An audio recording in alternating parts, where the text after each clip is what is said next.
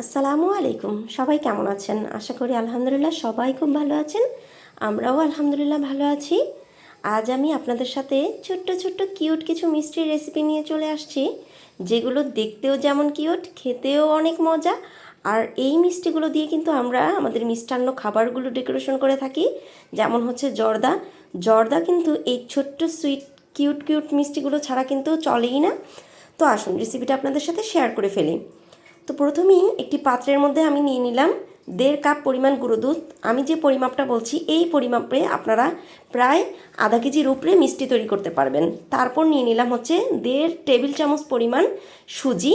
সুজিটা কাঁচা ছিল, কাঁচা সুজি নিয়েছি, ভাজার দরকার নেই।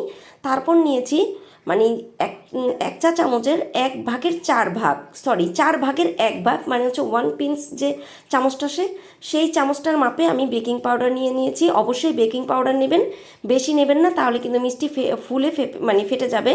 তারপর একটু ঘি দিয়ে জাস্ট হাত দিয়ে ভালোভাবে শুকনো উপকরণগুলো একটু মেখে নিলাম। এই পর্যায়ে আমি নর্মাল টেম্পারেচার দুধ নিয়েছি। আমি দুধের পরিমাপটা বলবো না, কারণ এটা বললে আপনারা ভুল হবে। আর যতটুকু পরিমাণ লাগবে ঠিক ততটুকু আমি একটু একটু করে দুধ দিয়ে এই রকম একটা নরম ডো তৈরি করে নিয়েছি। ভয়ের কোনো কারণ নেই, এটা একটু পরেই ঠিকঠাক হয়ে যাবে। তো ডোটা আমার মানে সেট হতে থাক, এই দিকে যে আমি শিরাটা তৈরি করি। তো আমি আরেকটা কড়াইয়ের মধ্যে এখানে আমি 1.5 কাপ পরিমাণ দুধের মিষ্টির জন্য 1.5 কাপ পরিমাণেই চিনি নিয়েছি, আর 1.5 কাপ পরিমাণেই পানি নিয়েছি। আমার মাপের রেশিওটা কিন্তু খেয়াল করবেন, সব কিন্তু 1.5 কাপ। যাই হোক, তারপর সেই শিরার মধ্যে একটা এলাচ দিয়ে দিলাম, এটা একদমই অপশনাল।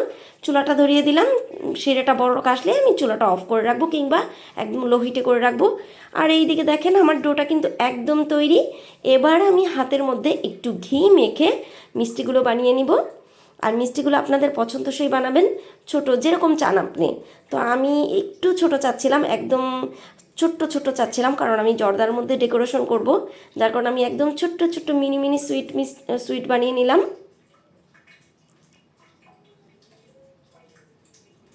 তো তৈরি হয়ে গেল আমার সবগুলো মিষ্টি, দেখতে অনেক সুন্দর হয়েছে না? এবার আমি এই এক ডো থেকে 3 রঙের মিষ্টি তৈরি করে ফেলবো। তো আমি প্রথমেই ফ্রাই প্যান বসিয়ে সেখানে তেল ঢেলে দিয়েছি। ফ্রাই প্যানও ঠান্ডা, তেলও ঠান্ডা। এই পর্যায়ে আমি মিষ্টিগুলো দিয়ে দেবো।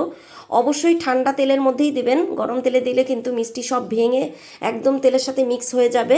এই দিকটা অবশ্যই খেয়াল রাখবেন। তো দেখেন মিষ্টি দেওয়ার পরে কিন্তু তেলের মধ্যে ছোট্ট ছোট্ট বুটবুট ফুটছে, মানে বাবল ফুটছে।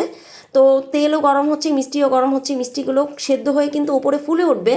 যখন ওপরে ফুলে উঠে যাবে, ভেসে যাবে, তখন জাস্ট একটা মানে কোনোভাবে হালকা একটু কালার আসলে আমি কিছুটা মিষ্টি উঠিয়ে ফেলবো, কারণ আমি বলেছিলাম 3 রঙের মিষ্টি করব।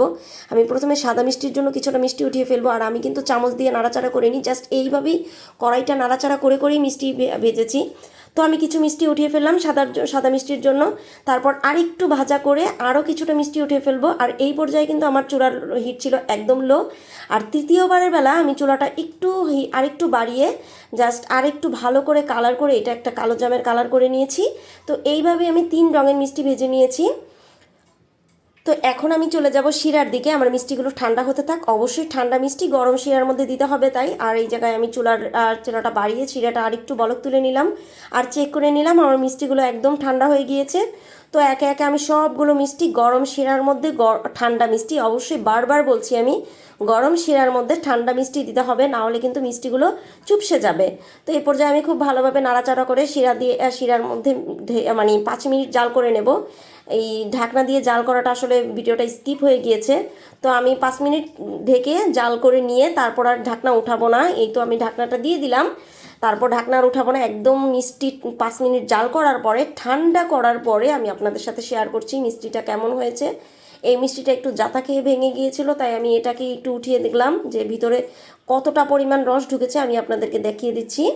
তা আশা করি ভিডিওটা আপনাদের ভালো লেগেছে। ভালো লাগলে প্লিজ একটা লাইক দিবেন, কমেন্ট করে আপনাদের মতামত জানাবেন, আর সেই সঙ্গে রেসিপিটা আপনাদের টাইপলাইন এবং বন্ধুদের সাথে শেয়ার করবেন। সবাই ভালো থাকবেন, আল্লাহ হাফিজ।